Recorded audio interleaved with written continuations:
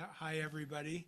So this is a great event. We have Bob Suettinger speaking to us about his new book on Hu Yaobang. So I want to introduce Bob a little bit. Which degree did you get? I've asked you this. Here. In poli-sci.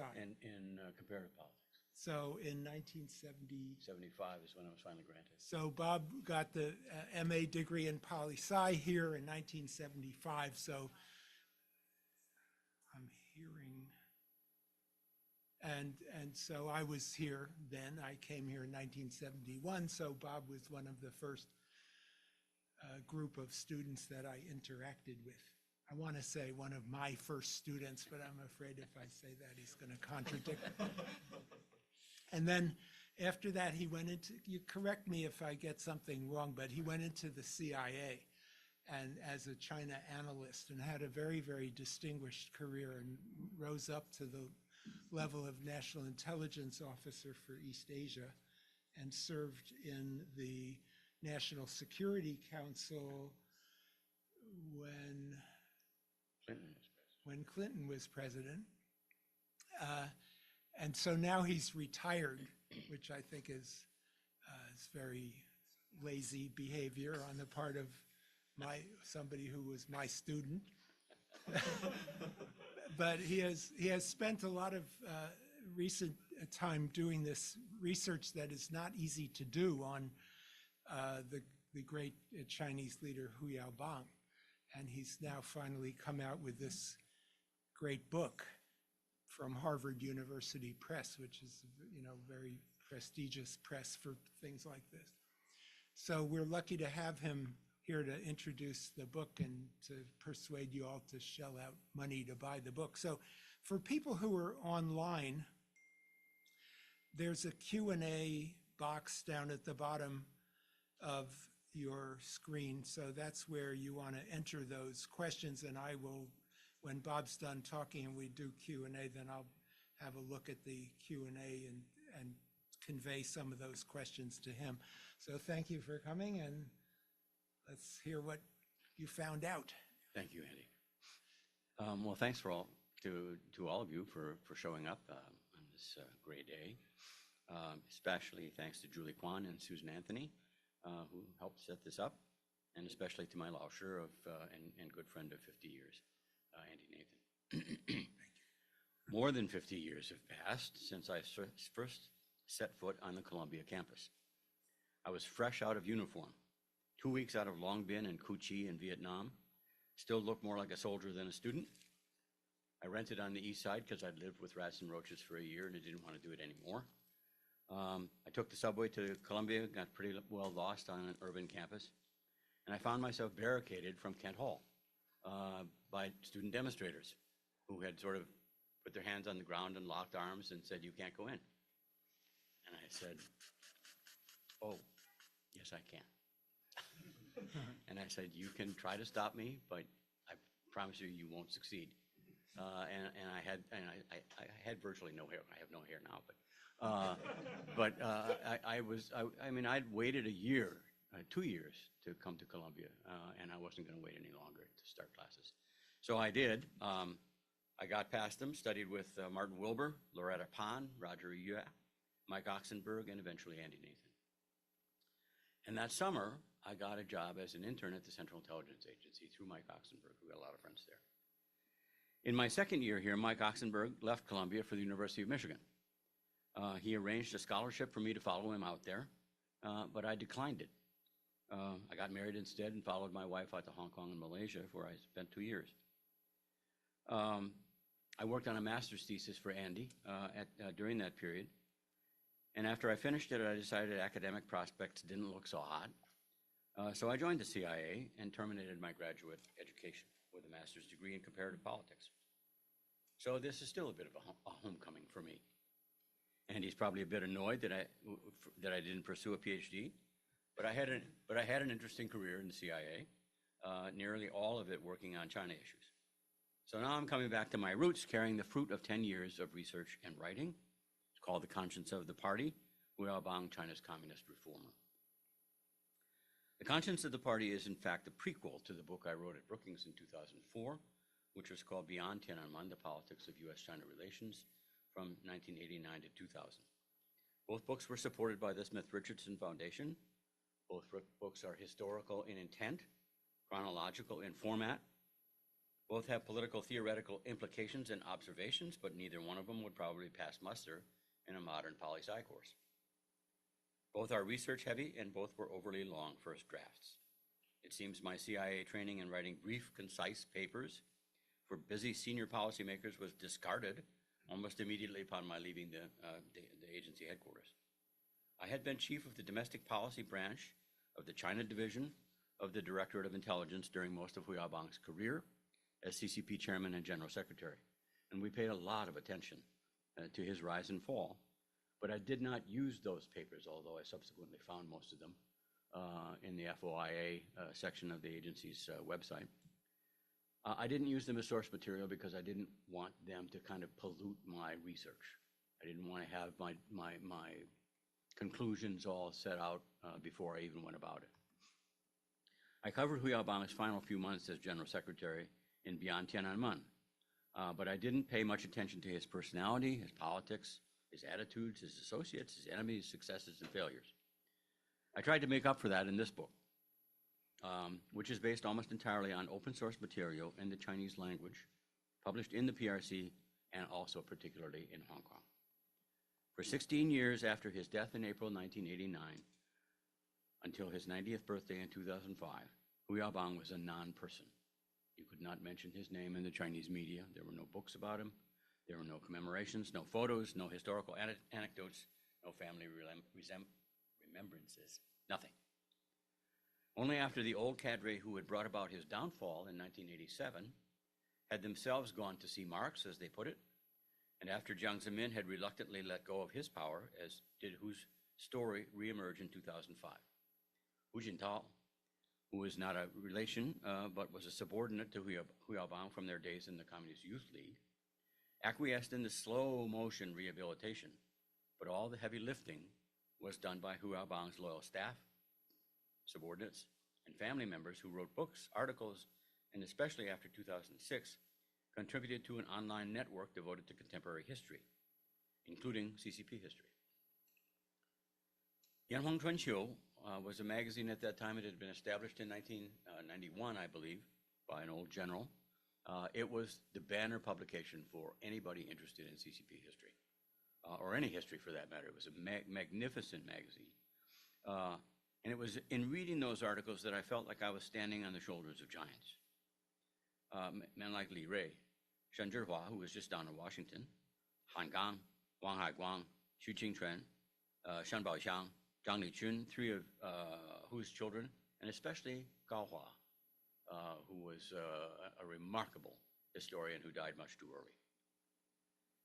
Many of these people shared also just one anecdote the first time and only time they met Hu Yaobang, and they published it someplace or another.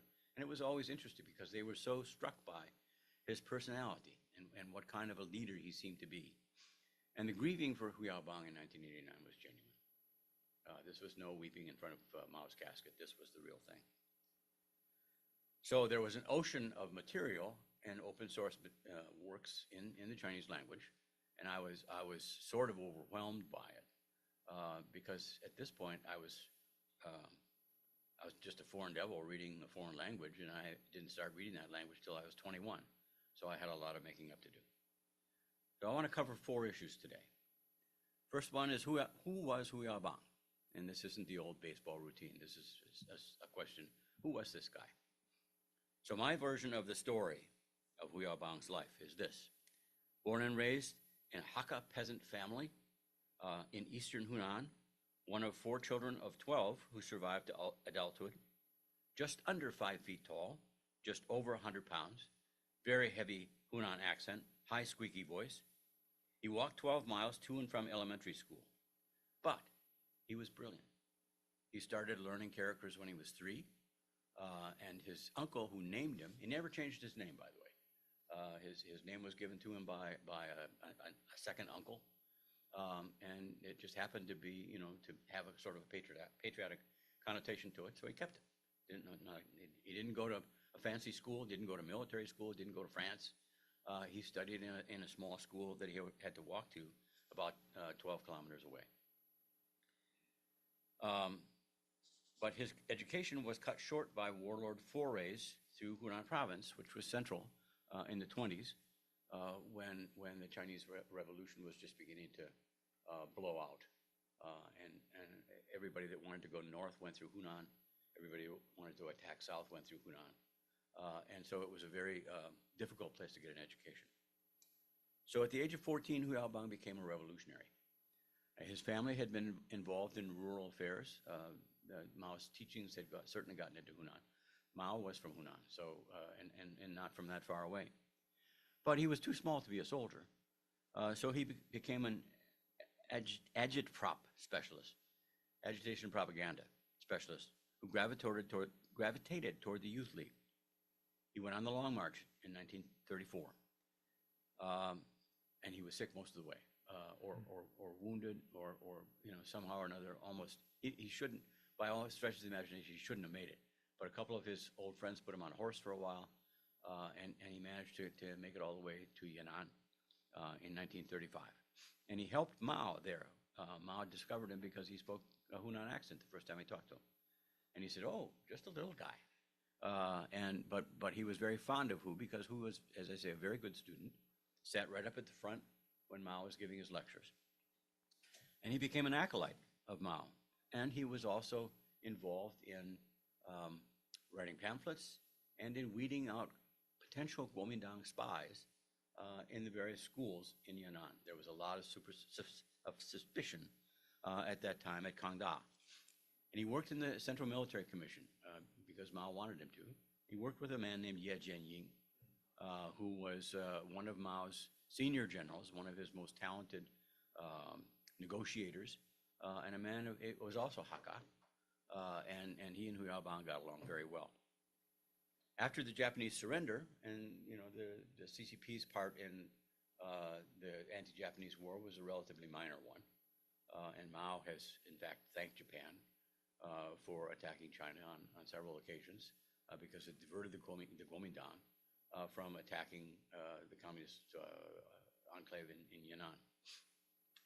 Hu Yaobang volunteered to go to the North China Field Army, where he was a senior political commissar under Xu Xiangqian, Nie Rongzhen, and Peng Dewai, participating in several very high casualty battles, including the bloodbath at Taiyuan, where 43,000 CCP soldiers lost their lives in a battle that took several days and had to be rejoined again several months later.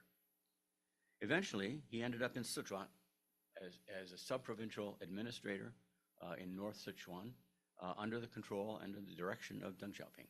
And that was the first time he'd met him. Hu Yaobang was not a protege of Deng, and although they regularly played contract bridge together, they were not friends. And most of the time, because they had completely different styles of play, they weren't even partners. Hu Yaobang had a rather flamboyant way of playing bridge, doubling and tripling and all the rest of that stuff, whereas Deng Xiaoping was straight by the book. I got this hand, we're bidding 2 clubs. And so he would rather have Hu Yaobang sitting across the table, not across the table from him, but alongside, because he often beat him. In 1952, they were both transferred to Beijing to join the new government. Hu Yaobang was not happy when Mao Zedong decided that he wanted him to be the head of the Communist Youth League. He'd been doing that for the last decade, and he was tired of it. He was hoping to become Minister of Construction. But Mao said, "No, you're going to be my man in the Youth League." And Hu Yaobang said, "Okay, that's what I'll do." He did that job successfully for the next 10 years. And he did it very well.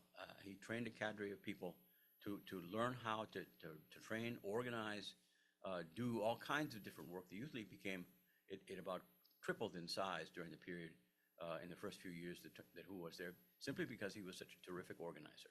He knew how to get large groups to work together and to work successfully. But he also saw at close hand, because he joined the Central Committee in 1956, he saw the terrible decisions that were being made by Mao and his new government. Great leap forward, 30 million dead at least, perhaps twice that number. Personnel politics became highly personnel, very damaging, highly toxic. Hu Yaobang wanted to get out of Beijing because it was getting really nasty. He was having all kinds of trouble with keeping up with politics that he really didn't agree with. So he asked for an assignment. They gave him Hunan, where he went to Shanghai Prefecture and was a deputy to an interesting fellow from Shanxi province named Hua Guofeng. Hua Guofeng was the guy who who took care of Mao's home village.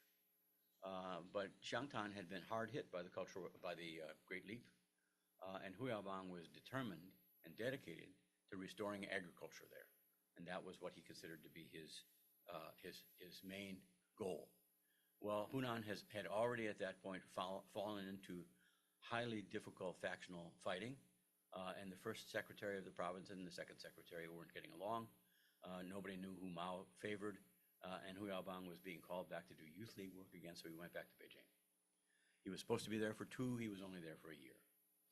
In 1964, an opening came up in Shanxi province, which is where Yan'an is, and Xi'an and so forth. And so he went there and was assigned as first secretary in Shanxi and as third secretary of the Northwest Regional Bureau under a fellow named Liu Lantao. Liu Lantao was an acolyte of Liu Shaoqi. And so when Hu Yaobang showed there, saying, not boasting about, but pretending and showing people that he was an acolyte of Mao Zedong, Liu Lantao immediately took umbrage at him and didn't like him. So their relationship was pretty much bad from the outset. And it got worse almost instantly. Hu Yaobang had to go back for some party meetings in Beijing, but once he got there, he went on an inspection tour of Shanxi province. And he started telling people that they needed to work harder on agriculture. And he told Liu Lantao that he needed to stop arresting people, which is what he was doing, like 300 a day in Shanxi. He said, we need more education. We need more industry. They had no industry in Shanxi. And Shanxi was desperately poor in 1935 when they got there, and it was still desperately poor in 1964 when Hu Yaobang said, we need to fix this. Unfortunately, they followed his every move, and Liu Lantao called him back less than a week into his tour of the province and said, you've made some serious political mistakes. You need to come back to Xi'an. So beginning in January 1965, Hu Yaobang was again under interrogation, incarceration, daily struggle sessions, where he was the butt of everybody's attacks. And he had friends out there, but they didn't stick by him, and most of the rest of them deserted him. Some of his old friends from Hunan and elsewhere basically said, we're cutting ties with that guy. He's dead meat. We don't want to have anything to do with him. His health failed him almost completely. He acquired a disease that I can't even remember how to say, but it was a swelling of nerves in his back, and it basically knocked him out. And so they had to let up on him, but they didn't let up on him. They said they had a thing called a Jiantao. The Jiantao is where you make a confession, and then they all vote on it as to whether or not they accept it. If they didn't like your wording in this place, they'd vote no. And so he went through approximately 11 or 12 different Jiantaos over a period of several months, and he was exhausted. He was sick. He was not able to answer his accusers. And they brought in literally thousands of cadre in this huge auditorium, and they screamed at the top of their voices at him, and he collapsed basically. In June of 1965, an airplane landed with an interesting man aboard it named Ye Jianying, and he brought with him a couple of other interesting persons, and they said, "You're coming back to Beijing with us." And Hu said, no, I've got to finish this. And Ye Jianying basically said, you're too small for this. You didn't have enough meals when you were a kid. You can't win here. We know that. Come back with us. And he did. He was tired, dispirited. They sent him out to Beidaihe for a while. But it became clear to him fairly quickly that the person that had brought him back was Mao Zedong. But unfortunately for him, he came back right at the beginning of the Cultural Revolution. He was recuperating, but when the Cultural Revolution began, the China Youth League got immediately sucked into it for sending teams out to the elementary schools.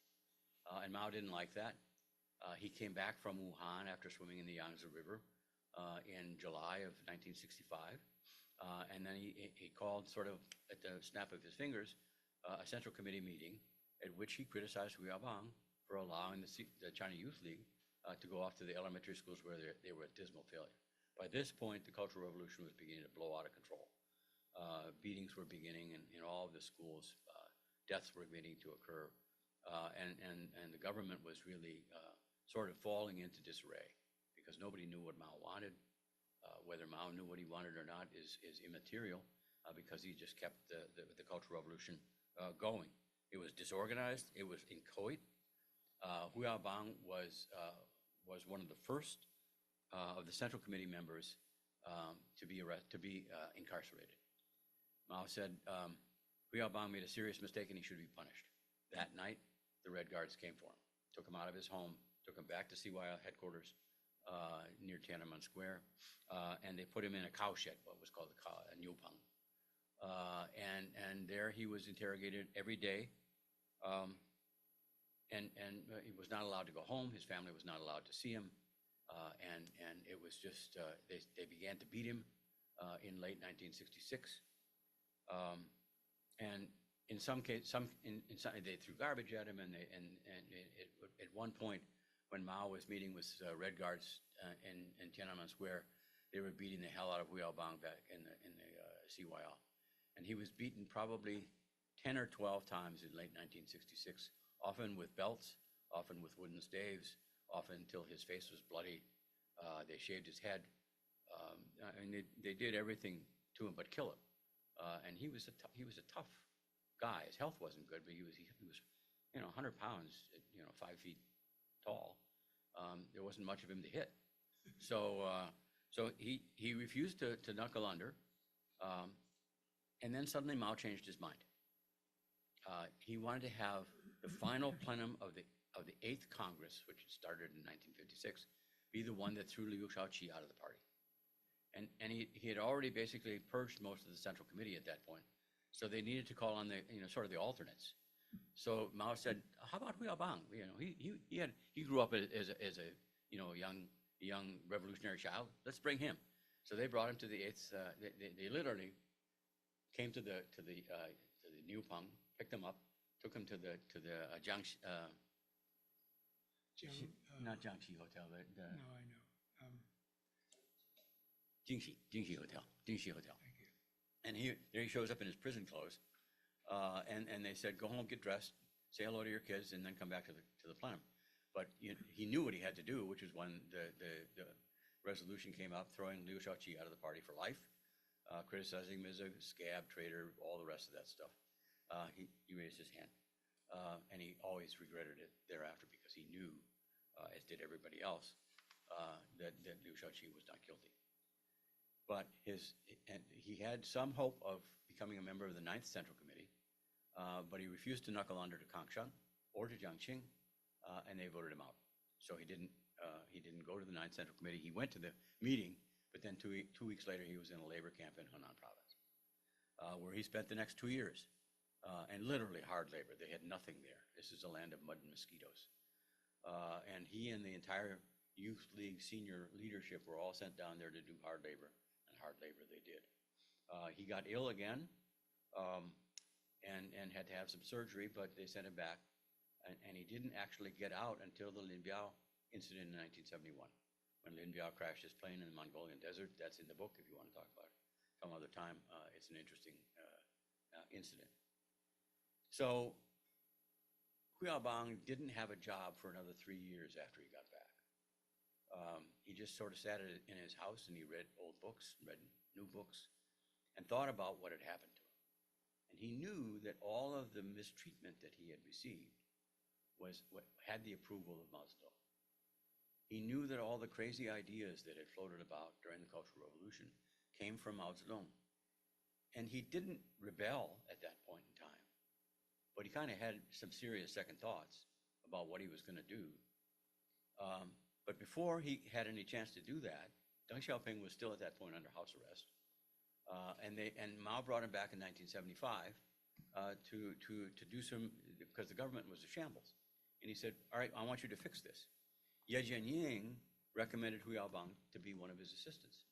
And Hu Yaobang was chosen to head the China Academy of Science and to bring in a new leadership and to reopen something like of the 120 laboratories that belonged to the Chinese Academy of Sciences, 75 of them had been closed, and most of the rest of them were run by military. So he was given the responsibility for opening that up, and he started that fairly actively. And he went out and gave lectures, and they were fiery lectures. And he said, look, you know, your Cultural Revolution people didn't know anything about science. I don't know anything about science either, but I'm going to learn, and you're going to learn with me. And so they started putting new people in positions, rewriting guidelines and so forth. And Mao got hold of it, got wind of it, and sort of the Gang of Four, and who was saddled with an unfortunate deputy who would be his bane for the rest of his life, a man named Hu Jiaomu, who was a biganza. He was one of the scribes for the Central Committee. And Hu Jiaomu said, you know, this article is good, and Deng approved it. He said, but it needs some more quotes from the chairman. So he went through his books and got some choice quotes from Mao Zedong. And they put it in the article, and Hu Yaobang thought, well, that's probably not going to work out right. He was right, because Mao looked at those quotes, and he didn't recognize one of them. And he said, I never said that. So, you know, that was just the kind of the opening shot for the race to see who could say all the worst things about Deng Xiaoping, Hu Yaobang, and the other 5 or 6 people that were helping him. So they all went down again. Hu Yaobang was not arrested, not beaten at this point, but they sent him up to one of the Academy of Sciences laboratories in the Northeast. On his way back to Beijing, the Tangshan earthquake took place in 1976. So he had to go back. And eventually he got home, and then Mao, of course, died in 1976. And the Gang of Four was purged shortly after that by Hua Guofeng and Ye Jianying, whose old friends and supporters. So Ye Jianying sent word to Hu Yaobang at his home saying, look forward to getting a new job. Well, it didn't quite happen that way. But he did send Ye a proposal for what should be done to help China resurge into its old, how can we fix this mess? And he sent him some good advice that's still available all over China. And he said, basically, stop criticizing Deng, 1. 2, reverse all of the bad verdicts on everybody who was arrested during the Cultural Revolution and before. And 3, start growing things again. Start producing things again, and the people will be happy. Ye Jianying liked that, Hua Guofeng liked it, Deng Xiaoping liked it. So Hu Yaobang was brought back to the Central Party School as kind of the guy in charge. So what did Hu Yaobang do? What were the keys to his success? He started an intellectual journal at the Central Party School, and he populated it with Marxist intellectuals.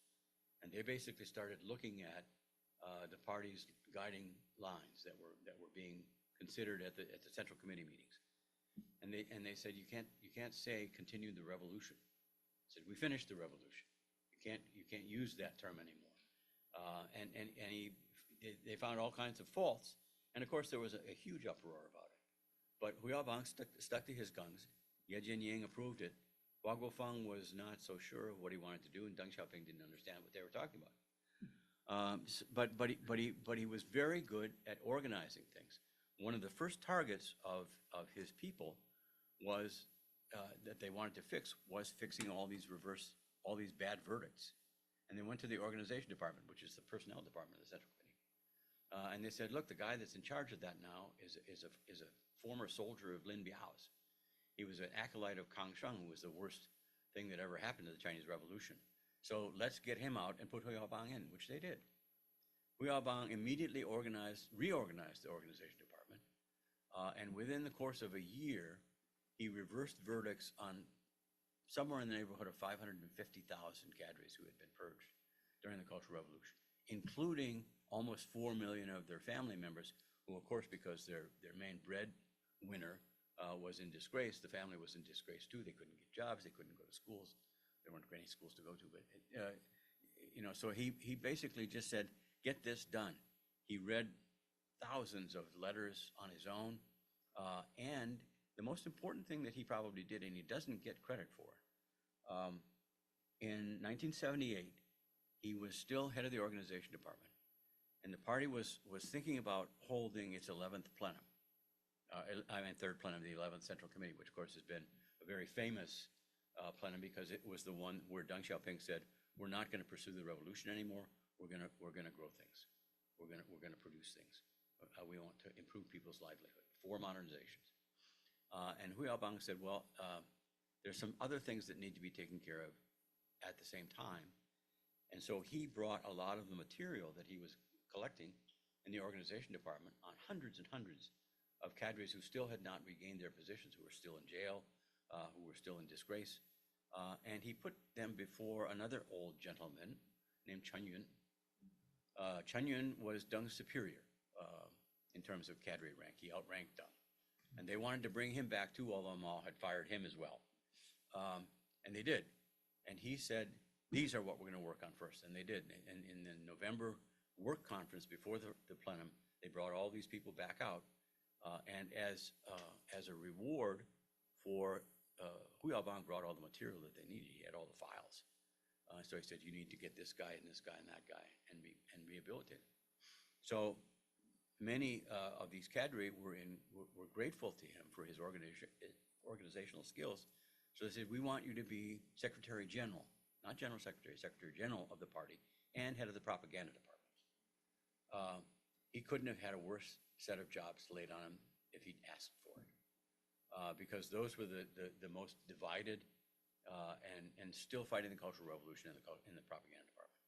So they gave him to Hu Yaobang, and not surprisingly, he flubbed him, and fairly early and fairly spectacularly in 1979. Because Hu Yaobang wanted very badly to fix Mao's ideology, because he knew that was the main problem. So he brought people together at the party school. He said, let's study this, let's talk about that.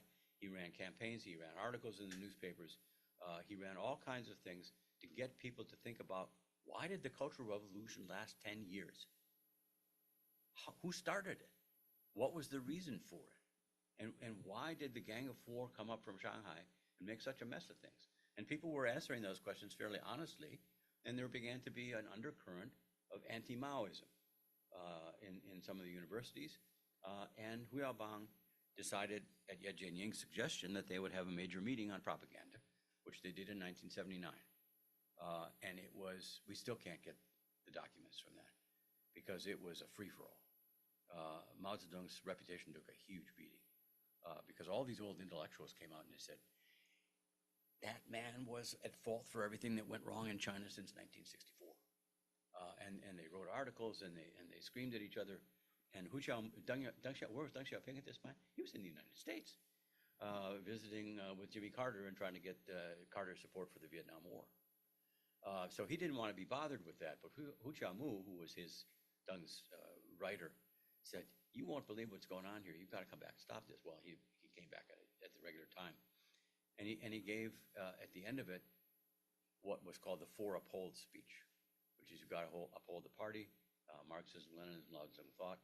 I think there are other two, but it was basically said dictatorship of the proletariat and the socialist road. That's why he's a professor and I'm just a spook. And this didn't knock Hu Yaobang out of the box, but it basically took the wind out of his sails.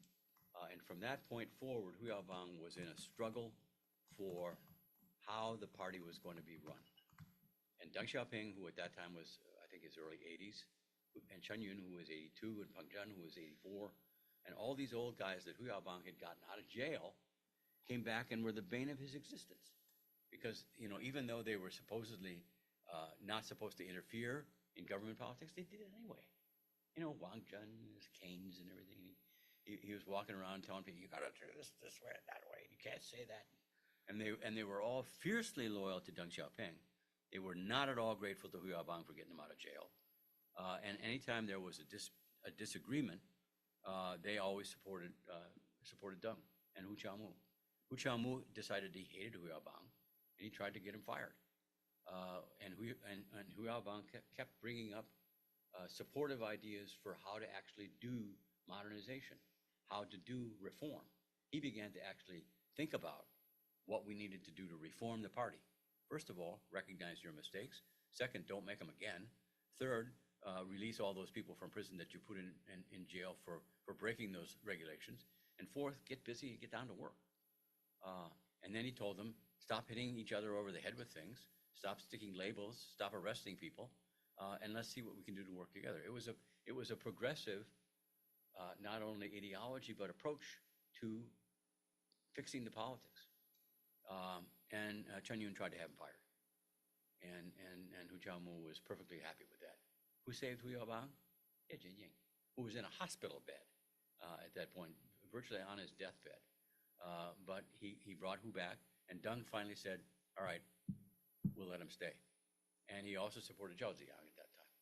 So the Hu Yaobang, Zhao Ziyang, Deng Xiaoping triumvirate was formed during that period and was working fairly well. Hu Yaobang also began to work on personnel issues. And one of the most important ones was guys who are in their 80s, they need to retire. And that was not a welcome message, as you might understand. But he actually managed to hold a couple of important party meetings where he got a third of the Central Committee and a third of the Central Discipline Inspection Commission to retire. He brought about the successful resolution of a party resolution on spiritual civilization, which they'd been arguing about for 2 years. And so he was on a roll, but he was trying to get Deng Xiaoping to retire and Chen Yun to go with him and all the rest of those old guys as well. And they weren't having any of that. And there was a lot of confusion. There was all the old guys were spreading rumors about this and that and the other thing. They were whispering Deng's ear. He gave a wonderful interview with a guy named Lu Kang, who was a Hong Kong reporter. And Lu Kang was a sly old dog, and he got Hu Yaobang to say some things he probably shouldn't have said, which all the old guys picked up immediately and started throwing at him in meetings. At any rate, the key event, and this isn't in your history books, was the death of Ye Jianying in October 1986. The second thing that took place at that time was a relatively small-scale student demonstration starting in Shanghai, Suzhou, and some other places. And they were noisy. They weren't violent. Well, they got a little violent when the police started attacking them. But by this time, it was late in the autumn, and it was getting cold in Beijing, and the Beijing universities hadn't started, but they were making noises as if they would. And Deng Xiaoping hated student demonstrations. And he said, these are your fault, Hu Yaobang. You're too liberal. You're suffused with bourgeois liberalization. You got to stop this. You got to stop it in its tracks. You got to take the police out there, and if 1,000 people show up, arrest 1,000. And he gave orders to all of Hu's people, and then he brought the old guys in and said, you guys have to support me on this. This was in late December. There was a demonstration scheduled for January 1st, 1987. A couple thousand students from Beida and Shifan Daxue and Tsinghua marched in almost 0-degree temperatures. They didn't have a lot of energies. Their shouts were very hearable above the noise, above the wind. When they got down to Tiananmen Square, Hu Yaobang had his friend and former Youth League subordinate, who was the Minister of Public Security, surround the Martyrs Monument with kids, children's corps, and police. And so the students, when they got there, couldn't get in. So what that began, Hu Yaobang finally decided, I'm done. You know, this just isn't going to work. So he resigned. He didn't resign to the Central Committee, he resigned to Deng Xiaoping. Deng Xiaoping then organized what was called the Party Life Meeting in mid-January 1987, at which everybody who was a member of the Politburo or the Secretariat or senior members of a couple of the other committees all gathered around, and they basically threw garbage. They didn't throw garbage. They criticized Hu Yaobang, as he put it, they criticized me till I stank. 6 days, half day each of these guys. Everybody had to criticize him. And they did, and it broke him. Because the last one to criticize him was Zhao Ziyang. And Zhao Ziyang said, you know, I just don't think I can work with Hu Yaobang. I think if you elders were to disappear or retire or die, you know, I would be no match for him, which is probably true. But I'm frightened of him, and I don't think we can allow him to continue to be General Secretary. So they signed a resolution, completely illegal, completely out of the party, out of the party's charter, and they said he's out. We'll leave him on the standing committee, but he's not going to have anything to do. And his health was broken. He basically disappeared into his home for a month, and then he never really came back. He came out and made a visit to Hunan, but he was already ill. Here's a guy that smoked 4 packs a day, and he was beginning to have heart problems. So he wandered around a bit. He tried some calligraphy. His friends came to visit him. They wrote some poetry, but he had no job, and he had no interest, and he had nobody that wanted to listen to him. So he was done. Same thing had been done to Hua Guofeng with Hu Yaobang's help, in fact. But he was completely dispirited. He decided to come back in April of 1989 to attend a meeting on education, because he was still a member of the Politburo. He was entitled to do so. And he had a heart attack at that Politburo meeting on April 8th, and he died on the 15th. How old was he then? He was 73. So why did he fail? He failed for a number of reasons. He never had any real military support. He never had the kinds, the young people he had, their allegiance and support. But there was a CCP structure of rigid hierarchies that didn't allow him. Hu Yaobang could not call a meeting of the Standing Committee of the Politburo. He was the chairman of the party and the general secretary of the party, but he couldn't call a meeting because Deng Xiaoping and Hu Yaobang outranked him, and they didn't like each other, and they didn't like to come to meetings, so they didn't have one. When they wanted something done, they gave an order to Hu Yaobang, and he had no. And Zhao Ziyang was in the same boat. So the old boys were in charge, and the structures supported them. The culture of power in the CCP supported them in doing that. Seniority is everything. Discipline is everything. 你死我活, you die, I live. A very highly competitive, nasty atmosphere at the top levels of the party. They didn't like each other. And they often were hard-pressed not to show it. It came to a point where they weren't allowed to have meetings amongst themselves unless their secretaries were along with them to take notes on what they said to each other, because they were all afraid that somebody was out to get them. And in many cases, somebody was. Deng and Mao believed they were irreplaceable. So Deng had agreed that, oh yeah, I should retire. He actually told reporters that yeah, I'm going to retire, but gee, the problem is that nobody really wants me to retire. You know, the rank and file of the party are very much against my retiring. So I'll stay around until I can persuade them. And of course, Zhao Ziyang was in no position to persuade him. So Chen Yun stepped back 1/2 of a step. Deng stepped back 1/2 of a step, but they signed an actual resolution at the 13th Party Congress in 1987 that all important decisions by the Central Committee will go through Deng Xiaoping.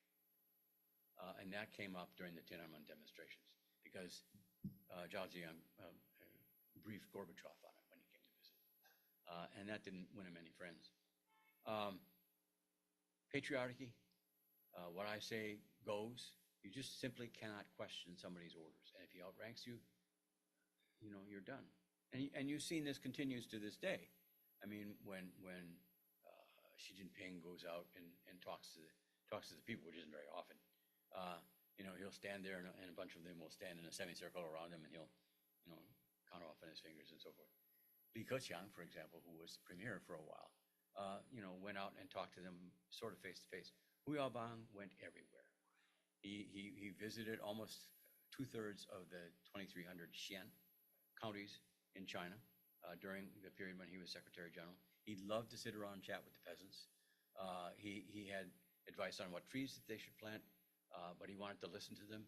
He wanted them to get industry to help them. I mean, he was a peasant's peasant, a man of the people. And so that is the kind of leader that he was. And afterward, people remembered him. And once his name was taken out of the black box, there were hundreds of articles, thousands of articles, recollecting what a good man he was, how honest he was, how decent and upright he was. His children wrote books about him. And people remembered and they said, well, why can't we have another leader like Hu Yaobang?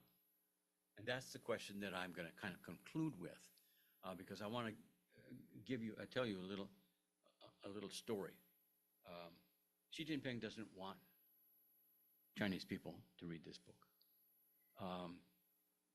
And I was telling you about this earlier. When I was reaching my final manuscript in about September of last year, suddenly the Hu Yaobang historical materials information website, which all of the good articles from Yanfang Chunqiu, what is it? Common Sense. Oh, 公示网 migrated to Hu Yaobang's website because there was looser control over it. It was because it had Hu Yaobang's name on it. It was sponsored by his son. So all of these good articles, which were very controversial, suddenly disappeared in September. And I thought, well, I've got copies of them and I've already made my quotes. So all I need to do is say, website broken. But in November, it opened up again. And all of the URLs of all the articles that I used were changed. So I went back on that website for basically 10 hours a day for more than a month, getting every one of those new articles, putting them into my manuscript, and sending it on for the galley proofs in April of this year when they closed the website for good. So, if you are interested in seeing some of the stuff that I found inspirational, interesting, historic, it's on my website. I feel like a politician. HTTPS robertsuettinger.com. And the missing websites, web postings are all there. It's about 450 of them. But Xi Jinping does not want you to read it, and I don't think they're done with me yet. I think they're probably going to see if they can break my website. Xi Jinping, interestingly enough, was the guy that rehabilitated Hu Yaobang completely. Well, not quite completely. When he was rehabilitated first in 2005, his biography was brought out in 3 volumes, but only one of them was published. The other 2 were held in reserve for changes that they were demanding that the authors refused to make. His own selected works, Hu Yaobang's selected works, didn't quite come out. So when Xi Jinping rehabilitated him, they had a formal ceremony. The whole Politburo Standing Committee was there. All of the proper pieces were in place. All the right speeches were made, and the books came out. The only problem is they took out several thousand, if not 100,000 characters out of the biographies, and they Baudelarized, the selected works even more. They're still good and they're still worth reading, but it's very clear that and Xi Jinping also brought out another historical resolution, which basically threw the rest of them under the bus.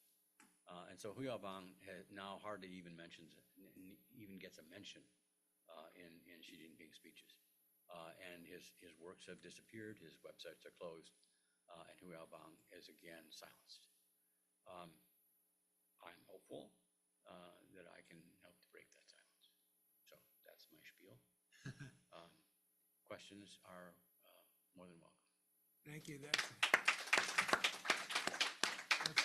That's a good spiel. And somehow your having been in government maybe gives you an ability to see this as a really human process with real people, because the way you tell the story, it's so real.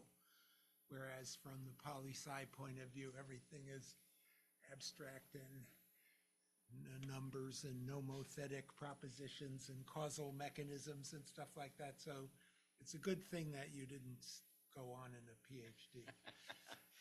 One of my old colleagues at the agency had a little theory or slogan that he used. He said, political scientists go into theory because they don't know the facts.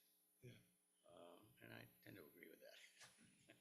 I want to encourage the people who are online to put any questions and comments in the Q&A box, and folks in the room as well to raise your hand. But this does make me ask a question I'm always curious about, which is, about how different does the world look inside the classified world from what it looks like to us. Now, I'm not talking about poli-sci, and it's, but just sort of what we know, what the rest of us in the room can perceive and what you can perceive.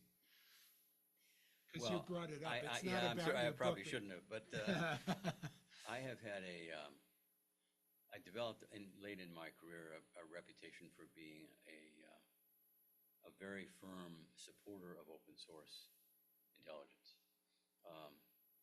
The agency and all the other intelligence agencies collect information that isn't publicly available. When I was in analytical positions, and people would say, well, what percentage of the material that you use comes from which int, humint or sigint or imint or whatever? And I said, probably 75% of my stuff comes from from OSINT, from open source intelligence. I mean, we used to get, the FBIS used to publish a daily magazine, a booklet with all the newspaper articles and radio broadcasts and so forth of speeches that were given, articles that were read, and it was our Bible. We couldn't have done our job without it. So I always told people whenever they asked, when they were saying, well, what should we spend our money on? And I would always say, get more open source intelligence because we handle it better. Not because it's hard to get, but because we have the more efficient means of processing it. And the people that use it and need it are here in this building. And they said, no, we need some more armpit sniffing satellites or something. And so I always lost. And then, the best job I ever had as a contractor was working for a little boutique that was called Open Source Works. And we had people who were native Chinese speakers. They were citizens of the United States, but they didn't have clearances. And we worked on all open source material. It was the best job I ever had. Because China is not as open as it should be, but it's not as closed as we think it is.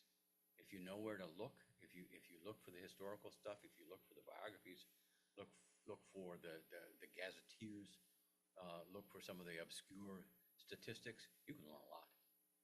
I mean, 5 years before we discovered that we were worried about Chinese graduate students coming to the United States and studying science and technology and STEM studies, I wrote a paper about it. I said, here's what's happening. Here's where they're going. I wasn't trying to call attention to any criminal activity or anything. I'm just saying, if you want to look at where Chinese graduate students are going, they're going to the United States, Australia, Japan, England, Germany, France, and Australia. I said, they're going other places too, but that's where the bulk of them are going. What are they studying? They're studying S&T. They're studying mathematics. They're studying engineering. They're studying all kinds of things that will help them modernize China. They go back with a lot of money from the government, and this is all in the open source. They go back with a lot of money from the government, and they start up a new laboratory at some of these Class 2 universities all around the country, Suzhou University, Hangzhou University, and they turn out a lot of very good material lots of patents, lots of practical stuff, and unfortunately, probably a lot of military weapons as well. But where did I got that off open source. I didn't get that out of anything the NSA put out. And I'm not saying that that's the way we can do it all the time, but we shouldn't disregard it. Not to get off the book, just one more small thing. I think that the Chinese side as well, and maybe other adversaries, excel at using open source information Sure they do. to get information about what's going on in the United States. James Mulvannon, among others, has written Friend of mine. about that. Okay, we have Oh, questions. I'll tell you why. Yeah. I'll tell you why. Yeah. Because they have universities, large universities, that have lots of English majors, and they can be put to use translating all this stuff that they acquire, not just open source, but by other means as well. So material that has been spirited away, and there's been a lot of it, by not entirely honorable means, let's say, is much more easily accessed in the PRC than it is for us doing the same thing in China, because there aren't enough Chinese language speakers in the United States that want to work these things. But there are plenty of people that speak English and want to use it to help their government. Peter. You started out by saying that you pushed aside. Microphone. Bob, you started out your talk by saying you pushed aside the material that you had written at the agency because you didn't want to come to the conclusions before you had the facts. Right. Now that you have the facts, what did you get wrong when you were at the agency? Well, And what does that say about the implications of that, if anything? I think in part because we were relying heavily on open source material, we didn't get that much wrong. We had the basic facts mostly right, and I think we overemphasized a theory of Chinese politics that was more a Western theory, and we used more Western terminology. In other words, we talked about reformers versus conservatives. We talked about leftists versus rightists. The Chinese talked about that too, but we talked about the system as if it were divided, factionalized along lines that we would recognize as Republicans and Democrats. We didn't say that, obviously, but they were written for a Western audience, and so we tried to put it in terms that would be more readily understandable to them. I think that we did a disservice in that regard. I think we knew that Chen Yun was an important actor, but we didn't know how important. When we saw a change in economic policy, we thought, well, they all just thought that they needed to slow this down or that down. And we didn't realize that it was because Chen Yun had spoken at the party congress prior to that decision being made, and his people were now in charge. I mean, that's what Chinese politics is all about, at least in the way that I look at it now. It's about getting your people in the most important jobs. We didn't look at it that way back in those days. We didn't have the tools, and we didn't have the knowledge, and we didn't read the Chinese either. We could have if we'd been a little bit more scrupulous about it, but we had FBIs. It was a crutch. We had the translations on a day-to-day basis, so we were reliant on that, and I don't think we got any of the big issues wrong, but we missed some of the implications. We missed the political struggle that was going on. We knew it was going on, but it was sort of like cats fighting in a bag. We didn't know what, we thought they were issue related. They weren't issue related, they were personal related. They were Deng Xiaoping, who hated Chen Yun. Chen Yun hated Peng Zhen hated hated Mao. So I mean, it was the amount of personal and personnel pressure at the top levels of that government. I don't think we fully understood.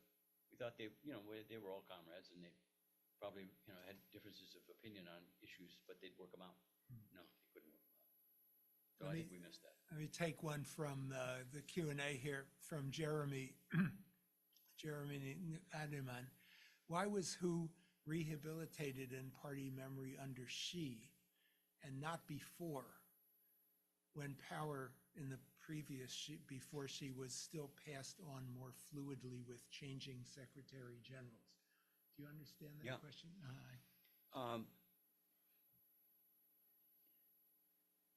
What's interesting about the system in the period after Hu's death is it was still a very, very rigid system. And you know, from 1989 until 2005, you couldn't find a picture of Hu Yaobang. There was no written rule. There was nobody that was punished or thrown in jail for mentioning Hu's name in public. They just all knew that the party didn't want to talk about Hu Yaobang. And then suddenly, the guy whose magazine, Yanhuang Chunqiu, and his name was Xiao Ke. He was a former general, and he basically said, "All right, we're gonna open this up here. We're gonna have a picture of Hu Yaobang on the inside cover, and a little poem about it. And if anybody gives you any trouble about this, send it to me. Here's my phone number. Tell those people in the propaganda department to come see me." And so that's what started it, and they didn't, and then at that point, Hu Jintao had been an acolyte of a sort of Hu Yaobang's, and he always maintained that, look, Hu Yaobang had nothing to do with Tiananmen. He wasn't marching out there. He wasn't advocating anything. He just was a model that people loved, and they wanted to remember him. We should not continue to hold on to, you know, the legacy of Jiang Zemin and Deng Xiaoping. They're all dead now. So he gradually began to loosen the strictures. At the same time, he refused to attend the first 2005 meeting. He was often, he allowed it to take place on a day that he wasn't going to be there, even though it wasn't actually Hu Yaobang's birthday. And they always kept a careful hand on things. The propaganda department is nothing if not rule bound. And so their other magazines just didn't go along with Yanhuang Chunqiu. The Hu Yaobang website wasn't set up until 2006. It started very slowly, and only with photos of Hu Yaobang's home village and where he slept when he was in labor camp, and some reminiscences and so forth. And it was only a couple of years after that they began to open out, particularly on the question of rehabilitations of old cadres. I think the first book that came out on that was in 1996, and then some more started coming out, and then the big ones started to come out in 2005. And then Xi Jinping got into a bit of a tangle with Hu Yaobang's son about constitutional government. And it got nastier, and Hu Yaobang's son went to work for Yanhuang Chunqiu. And Xi Jinping finally said, "That's it for that. We're done." They were, at that point in 2016, of the articles that were submitted to the authorities for publication, 90% were rejected. So they were only able to publish, 10 or 15, 20 articles out of the, 200 or 300 that they may have gotten to review. And these were all old guys. They were all in their 90s. And they were running out of steam, but they weren't running out of fervor. So that closure was ugly, and it had repercussions. And it basically told everybody Xi Jinping is in charge. And he had given a speech, which I quote toward the end of the book, and I'm not sure of its authenticity. It was published in Hong Kong in a magazine that was called, I think, Zhan Xiao or something like that. But it was a speech that I think he gave to the Politburo Standing Committee. I don't know how this guy got it in Hong Kong, and he didn't say. But it rang true to me. It sounded authentic. And one of the things that Xi Jinping said was, there's all kinds of people who want me to reform and go faster. And he said, we've tried that, and it didn't work. It didn't work out. There are too many people who are demanding too much of me. I just can't do it, and I won't do it. So he basically, pulled the plug, and has not gone back. And he continues to shrink the area available for people to talk about political reform in particular.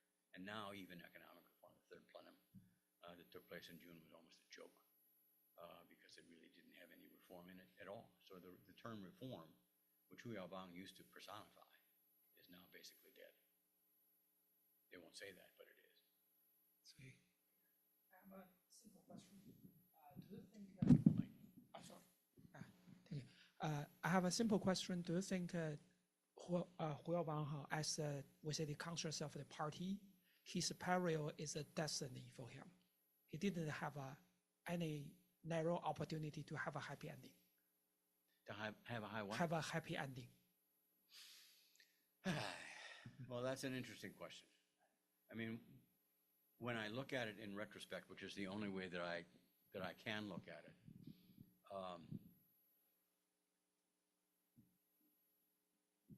had Hu Yaobang and Zhao Ziyang been better able to collaborate with each other,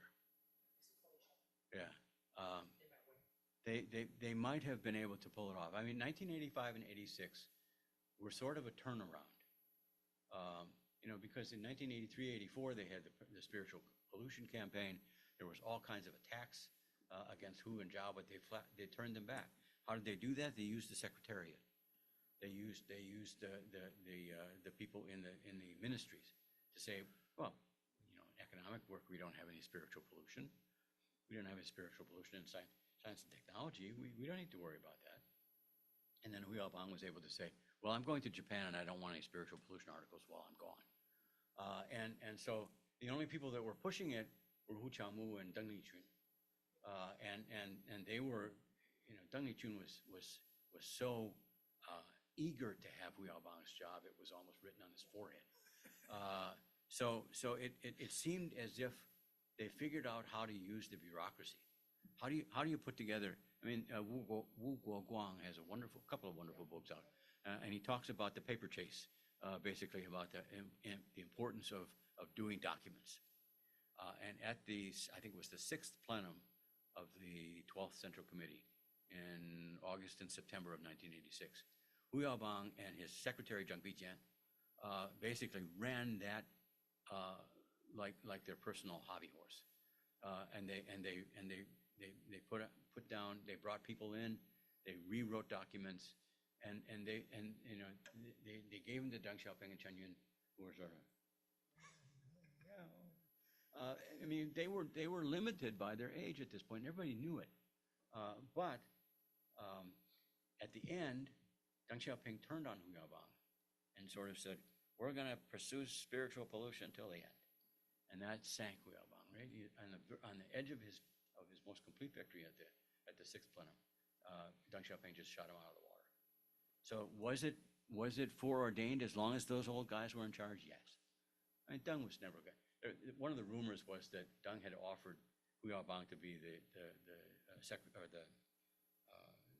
chairman of the military commission. And the other rumor, which was slightly different, was that you could be the chairman of the advisory committee. I believed the second one. I never believed the first one. And Deng was not going to give up that job. And Zhao Ziyang didn't want to give up that job. And Hu Jintao didn't want to give up that job. But they had to. So they did. Question, yeah. Yeah. I have a question about the difference between the Jiang Zemin and Hu Yaobang, because you seem like Deng Xiaoping has chosen Hu Yaobang as the next candidate for the general secretary, but actually after Hu Yaobang, that Jiang Zemin seemed to do better, that he did not get pissed off. And I think that a rumor is that the Jiang Zemin seems to be handed a better relationship with the old man, but Hu Yaobang seems not to. How do you think of this problem? Every communist party on the planet has had succession problems. The succession problems came to a very sharp end with Hu Yaobang's death, the failure of Zhao Ziyang as general secretary, and the need to replace him. The replacement was Jiang Zemin. Whose candidate was Jiang Zemin? Was he Deng's? He was Chen Yun's and Li Xianyan's.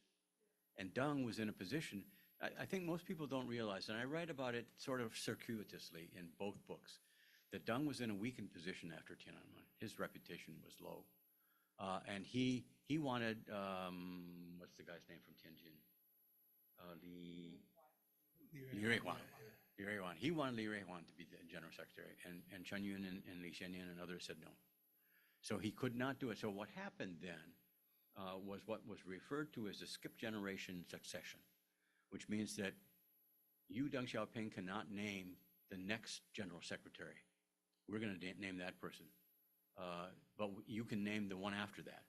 So Deng Xiaoping named Hu Jintao. Jiang Zemin was not able to name his his successor because it was already chosen as Hu Jintao, but he could name the next one. Well, who's the next one? Xi Jinping. Now that whole system has been chucked out. Xi Jinping doesn't want anything to do with that, and quite frankly, I don't think anybody did, because they just said that's no fun at all. Where's politics when you can't purge somebody? So I don't know whether Jiang Zemin was a flatterer. I met him a couple of times, and he was. I'm trying to think of the right Chinese term for it. Can't, fortunately. But Hu Jintao was weak.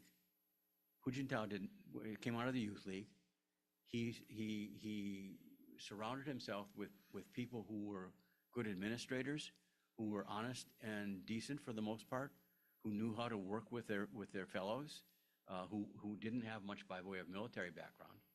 So they were out of sync with the norm as succession had developed in the PRC over many years. So I don't know whether it was a matter of who they knew, or we still don't know what the mechanics of this is, but whatever.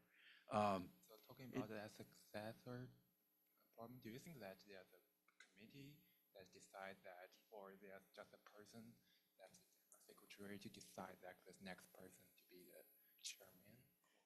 We don't, honestly, I don't know what it is. The old guys have always had a voice in it. During Hu Yaobang's tenure, they developed a system within the organization department, and Li Rui writes about this, called the Disan Ti Dui, the third echelon. And what they did was to have a recommendation process that started at the provinces and went back up and eliminated people along the line. It was fairly successful, except it was easy to get around. Anybody whose father was anybody in the Central Committee could say, well, I don't like who you got in line for Shandong first secretary. Let's have my son do that job instead. And that's the way it would turn out. So they didn't fix it. They just kind of made it more complicated. So let me take one from online, from Joanne Lee, who sounds to be a friend of yours. I think I know her, yes. Bob, congratulations on the book. You titled it Conscience of the Party. Can you please put a handle on how Hu Yaobang is viewed in the populace today? Is he known, revered, or is he essentially a footnote easily erased from the Chinese historical tombs at whim of the political forces who write and rewrite the drafts? It's pretty, thank you, Joanne. It's a good question. It's pretty hard to tell because what are the means that we have to measure public opinion in China? They're all unreliable. I think the propaganda department does a pretty good job of holding down the number of pro-Hu Yaobang articles that are written. But the ones that have been in circulation are still in circulation, unless they were on the Hu Yaobang website and they've disappeared. My sense is, and it's no more than kind of an impression after having read hundreds of articles about Hu Yaobang. And these are not only from people who worked for him, these are from senior economists, these are from philosophers, professors at the party school, and all the way down to people who saw him when he came out to visit their county in Shanxi province or wherever. And they were struck by his energy, they were struck by his openness, they were struck by his honesty and candor in talking to people. They were struck by the fact that he would rather he didn't like the meals that were served for his benefit at the county government headquarters. He'd rather go out and eat 3 dishes in a soup with some of the peasants in the village. He preferred meeting with people and hearing what they needed, and people remembered that. When he when his funeral cortege left the Great Hall after his funeral, it was mobbed. It's about a 20-minute drive from the Great Hall to the Babaoshan Cemetery. It took more than an hour to get there because they had to keep sending people out in front of the cars and moving them aside. He was genuinely popular. Would they stand up and revolt for him? I wouldn't bet on that. You know, none of his children or any of his secretaries or any of his followers have made it into the top ranks of the CCP. I think they were frightened of him. In fact, and this is just a side note, when Hu Yaobang went down to Hunan province after he'd been purged, several people came down to visit him. And he, when they would start talking, he would put his hand up to his ear like this, which it didn't mean I'm deaf. It means that the walls have ears, so let's go outside and talk. And I think there was probably reason for concern because he was popular. When he walked around this park in Hunan, people mobbed him. They just, what did they want? They wanted to have their pictures taken because they remembered him. And he said, you know, I don't know why they do that.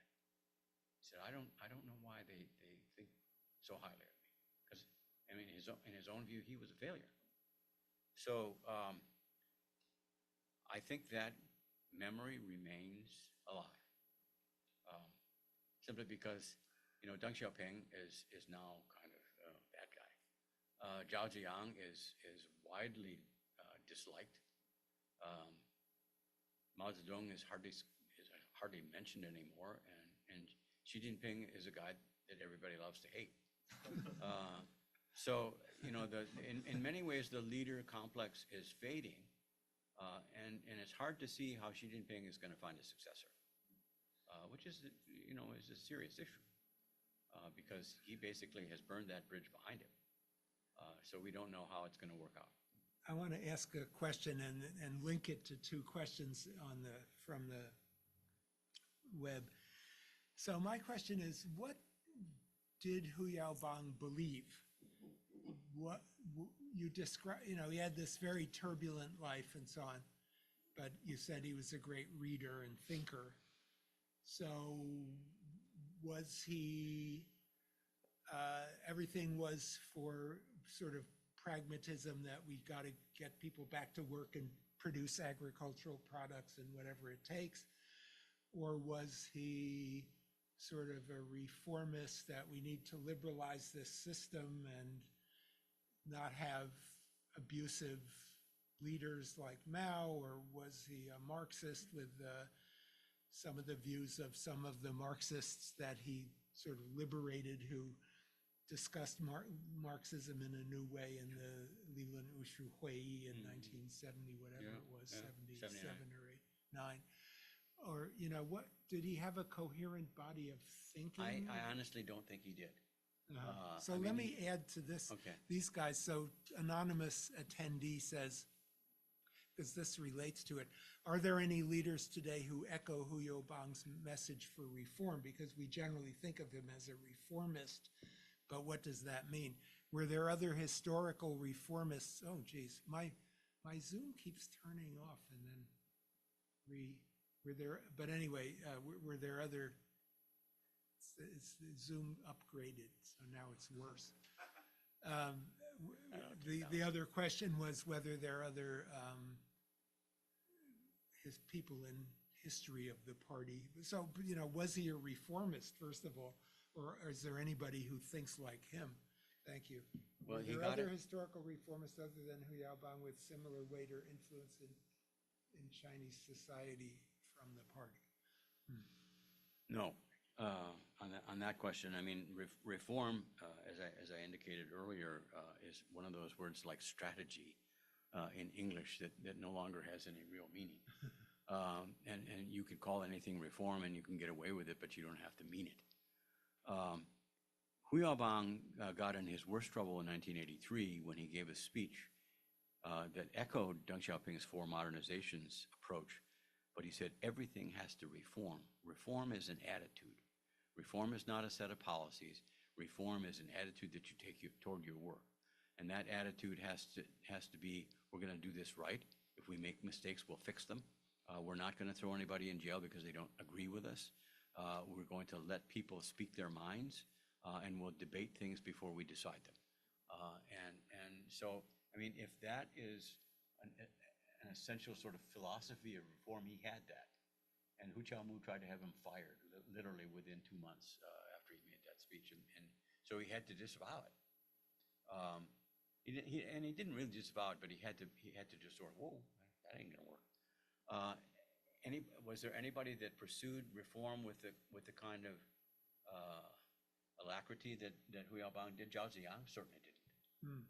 For Zhao Ziyang, reform was government and party divide, which turned out to be for him a disaster.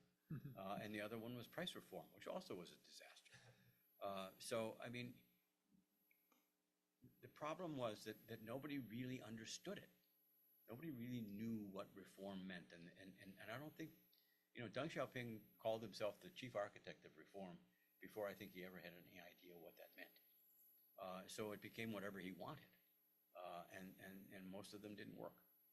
So there is, I think, a dearth of there's a lot of philosophical articles in China that talk about reform.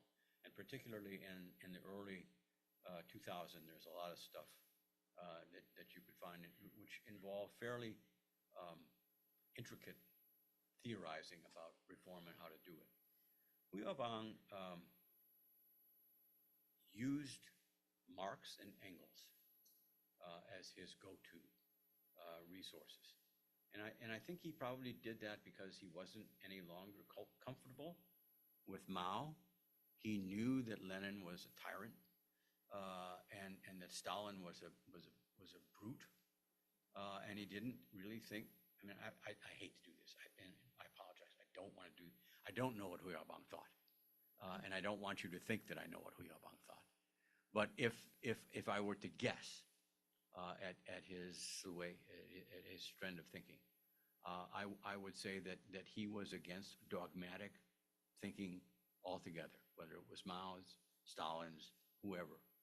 Open your mind, open your head, and let ideas in. If it works, it's right.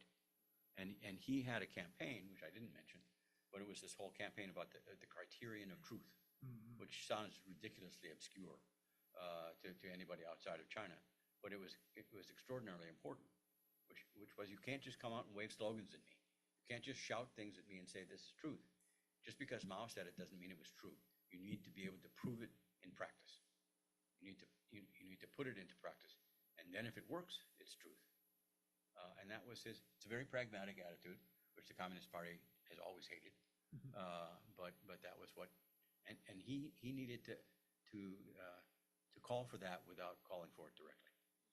So we're out of time, but I want to do two more questions. One by you had your hand up, and one by me. Okay. And my question is, you said Zhao Ziyang at this final meeting when everybody was beating up on Hu, he said, I can't work with the guy. But there's a theory that says that Zhao was out undermining Hu for a long time, and that was really responsible for, do you agree with that theory? That theory has been out there. I don't necessarily agree with it because the basis is very thin. It's one letter that Zhao wrote in 1984, and it doesn't mention Hu Yaobang. Okay. It's very Okay. It's not persuasive. All right, you. Professor Nick, I think she had her Hand up first. Okay, all right. I yield my time to her. All right, please. Yeah, thank you for your talk. I was born and raised in Hong Kong. I just graduated there this summer, and I've never heard of Hu Yaobang in my life. Well, And I just wanted to ask, do you think there's gonna be another big reform for the CCP, or what that means for the rest of the territories? Yeah. I would have to say I'm not an optimist on that score.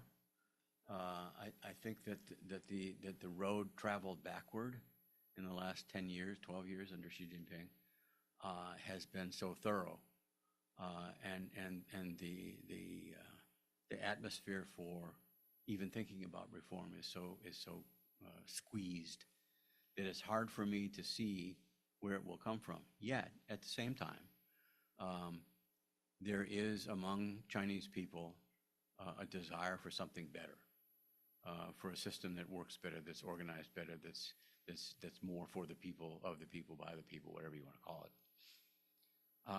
And you see this kind of thinking rear its head every once in a while with the paper revolution or the bicycle revolution or whatever, or certainly in Hong Kong. I mean, look what happened in Hong Kong.